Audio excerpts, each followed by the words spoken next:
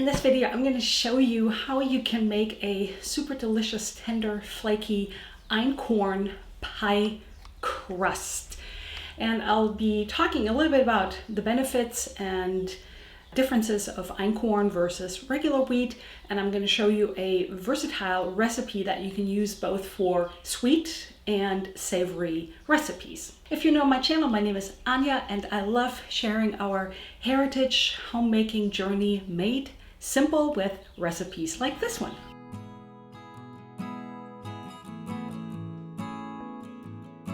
If you're just here to get the recipe, you can skip forward to this chapter mark. I also leave that in the description box. But if you are intrigued by Einkorn baking and you haven't really heard about Einkorn and you want to know, Einkorn is considered the original wheat. It is considered to be the oldest type of wheat that there is known to man. And if you've ever heard about this Iceman Ötzi, who was found in the Austrian or Italian Alps, they don't really oftentimes know exactly, but anyways, he had Einkorn on him, and that was some 5,000 years ago. Einkorn is a form of wheat. It is an older form of wheat, but when you compare an Einkorn kernel to a wheat kernel, it is much smaller. Einkorn also gets a much lower yield than wheat. It is a little bit more finicky. It has an outer layer that needs to be removed before you can mill it. And there's actually only very few people in the world who grow Einkorn. So it's a little bit more expensive. So why would you want to bake with Einkorn? Well, modern wheat often causes gluten sensitivities in people, and many people who have gluten sensitivities actually do really well with Einkorn. And Einkorn, because it is not a hybrid, it is a very original old type of wheat, is often easier to digest, it is healthier, it has more nutrients and vitamins and minerals, and it actually has a really interesting nutty flavor. It has a yellower color, and I absolutely love baking with it. Having said all that, because modern wheat behaves just the way we want it, and it has perfect gluten structure and holds together really well, Einkorn can be a little bit more finicky in that it absorbs water and fat a little bit slower. So sometimes we need to make a few little adjustments when we bake with Einkorn. So in this video, I'm going to show you exactly how you can make a pie crust, and it can be a double crust. I'm going to show you the full recipe. If you are making a recipe that only has a bottom, you can cut the recipe in half. If you want to make, let's say, an apple pie, which I'm going to also show you, with a cover on it, a crust on top, then you will need the full recipe. Last week I did a spring recipes video, and I have a quiche in there in which I used an Einkorn crust. I'll be linking that video below, and also the printable recipe. So if you watch that video and you're wondering how to make the Einkorn crust for the quiche, that's the video to watch.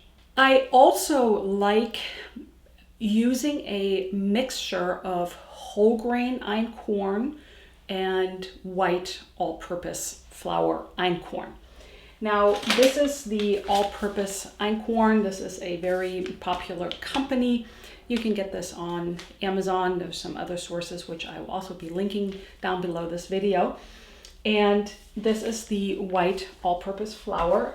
And over here I have my Einkorn kernels that I will mill up in my KitchenAid mock mill attachment. So here's my Einkorn kernels. I will turn on my grain mill.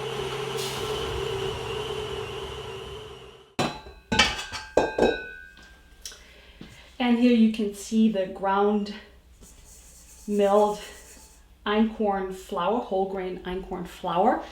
I like using it because it gives it a bit of a more rustic flavor and rustic color. However, you can feel absolutely free to use only white Einkorn flour, or any ratio. You can do 50-50, you can do 25-75, whatever you like. So I'm going to pour this in here, and this was 3/4 cups of whole grain flour, to which I'm adding so that I get a total of 3 cups.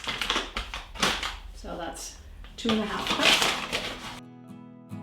Did I say 2.5? I meant 2 1/4 cup.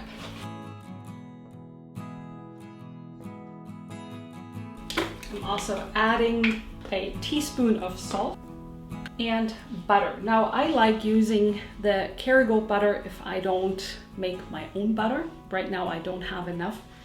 And what's really nice about the Kerrygold is that it shows you the tablespoons right here. So we need 12 tablespoons of butter.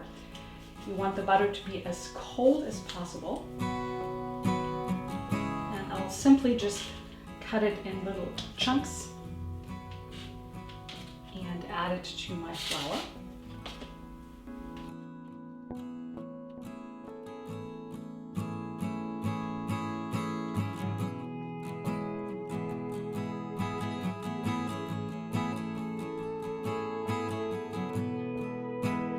Now, if you know anything about me, you know that I don't mind old-fashioned, and I will be using a regular hand pastry blender. However, if you want to save some time, you can absolutely make this in a food processor.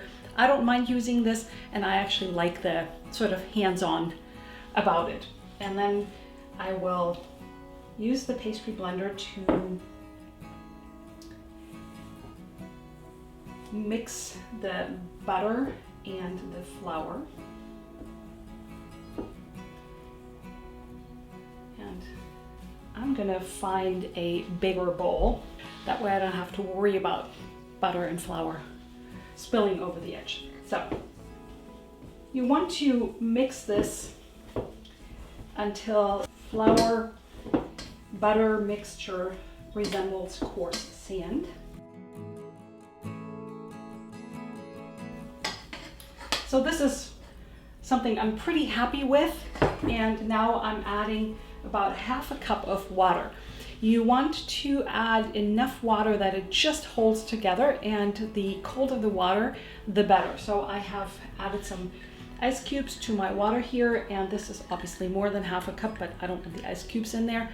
And I'm gonna just add a little bit, and then I can always add a little bit more because, you know, we're using volume measurements, cup measurements, not a weight. It might be a little bit different for you, so that's why I'm going slow.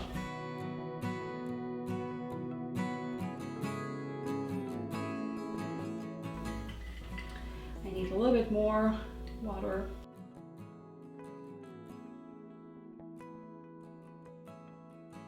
And just about when everything wants to come together, you can briefly use your hands. You don't want to warm the dough up because you don't want the flour and the water to be integrated before baking, otherwise it won't be flaky and tender. Briefly use your hands to knead this together into a dough ball.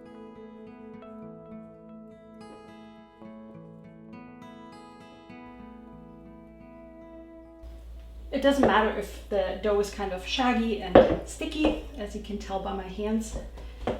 And then I like to put a beeswax wrap on top and let this rest in the refrigerator until I am ready to use it. So either for a savory recipe as a quiche, or while I'm cutting up my apples for an apple pie. If you're using it in a sweet recipe, you might like to add just a little bit of some sort of sugar to the crust. I recommend regular granulated sugar and just about a tablespoon. We don't eat overly sweet here, so I'm not going to do that, even though I will show you how to make an apple pie.